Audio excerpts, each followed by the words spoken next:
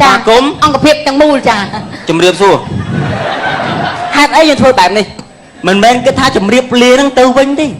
ជំរាបលាលាត្រដាងឲ្យឃើញពីមុខមាត់សម្រស់និងកាយវិការដ៏ស្រស់ស្អាតខ្ញុំធ្លាប់ឃើញឪពុកខ្ញុំគាត់ទៅតាមកម្មវិធីគេគាត់ទៅដល់ខ្ញុំសូមឲ្យលួចនំគេមកផ្ទះហ្នឹងអូនស្ងាត់ខ្ញុំសូមជម្រាបសួរហើយកម្មវិធីគេអញ្ជើញគាត់ទៅប៉ុណ្ណាទៅដល់ខ្ញុំសូមធ្វើស្អីគេអញ្ជើញយើងទៅដល់ខ្ញុំជម្រាបសួរល្អបំផុតហើយខ្ញុំមានមុខធ្វើជាគណៈកម្មការកិត្តិយសក្នុងកម្មវិធីនេះខ្ញុំមកដល់កន្លែងនេះ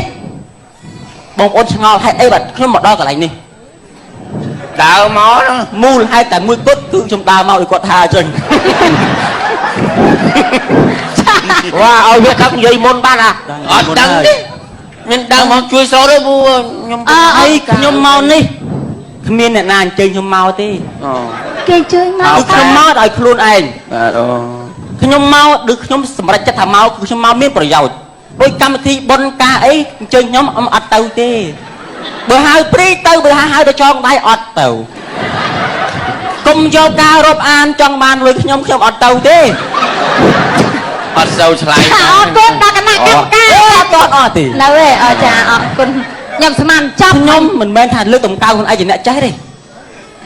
អាយុ3ឆ្នាំខ្ញុំចូលសាលាមត្តេយ្យអាយុ6ឆ្នាំខ្ញុំចូលសាលារដ្ឋចារៀនវិទ្យាល័យអនុវិទ្យាល័យមហាវិទ្យាល័យសាកលវិទ្យាល័យចា10ឆ្នាំធ្វើសំណង់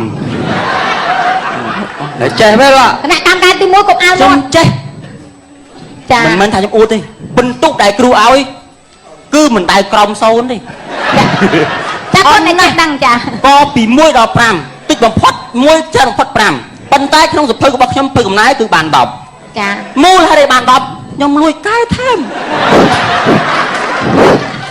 មនុស្សយើងត្រូវការកម្លាំងចិត្តអ្នកច្រៀងត្រូវការអ្នកទះដៃអ្នកប្រដាល់ត្រូវការអ្នកហូរយើងរៀនដូចនេះដែរបើយើងបានបន្ទុកតិចបានមកចោយស្អី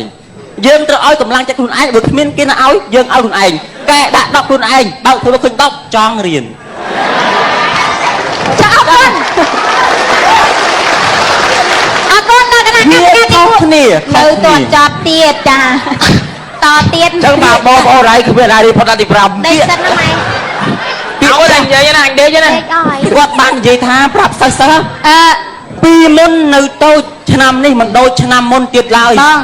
កូនលូតលាស់ធំដុះរោមចិត្តហើយបងពុកម៉ែអត់ស្បើយកូនវែងជាងឪពុកនេះជាពេលល្អបំផុតចាកូននៅគណៈកម្មការទី1អត់ទាន់ចប់ទេនៅទេចានៅទេភាសាម៉ែឲ្យអាយុដល់កូនមកបានតែ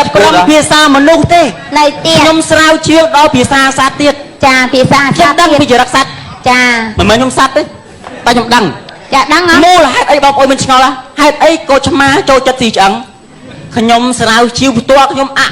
សោកខ្ញុំពិសោធន៍ខ្លួនឯងដឹងខ្ញុំទិញឆ្អឹងឆ្អឹងលេខ1ឆ្អឹងជំរឿសជាតិហ្នឹង1គីឡូមកពិសោធន៍ខ្ញុំស៊ីអស់តែកន្លះគីឡូខ្ញុំដឹងលទ្ធផលចាលទ្ធផលនោះគឺខ្ញុំជាប់កចាអត់ទៅយើងអាចដឹងថានៅទៀតតាមកវាមិនមែនចូលចិត្តស៊ីឆ្អឹងទេគឺមនុស្សយើងឲ្យវាស៊ីឆ្អឹងបើយើងដាក់សាច់ឲ្យវាស៊ីសាច់ហើយចាកូននៅកម្មការទី1ចូលស្ដាប់ទៀតអីអញចាំបងដេកអស់ហើយអ្នកក្រោយបងចាសុំជើញបងទៅកាន់ទីកន្លែងបង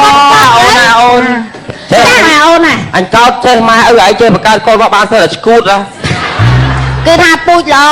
ចាអរគុណមុននឹងកម្មវិធីចាប់ដើមសូមបងគណៈកម្មការឲ្យសូមជើញខាងកូនកំមុំរបស់លោកពូឡើងអង្គុយលើឲ្យអូន2នាក់ខាងនោះប្រឡងកូនកំមុំចាកូនកំមុំរបស់លោកពូចាតើថាឯណាបេក្ខជនកុំស្បៀតខ្ញុំខ្ញុំខ្ញុំខ្ញុំខ្ញុំ